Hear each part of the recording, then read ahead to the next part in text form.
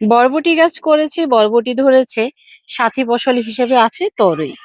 বরবটি আর তরই একসাথে একসাথে হবে কিনা চিন্তায় ছিলাম। তবে ভালো ফলন হয়েছে, আমি আপনাদেরকে দেখাই। বরবটি তো অনেকবার তোলা হয়েছে, এখন এগুলো আছে, এইভাবে আছে। আর হলো, আমি আপনাদেরকে দেখাই ভিতরের তরুর কি অবস্থা। ওই পাশ থেকে দেখালে ভালোভাবে দেখা যাবে। এই যে শুধু এই সাইড থেকে দেখেন কি পরিমাণে তরই হয়েছে।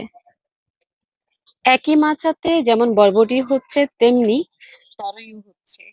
তরইগুলো কিন্তু আজকে তুলে ফেলার জন্য একদম উপযুক্ত হয়েছে। এগুলো আমি তুলে ফেলবো।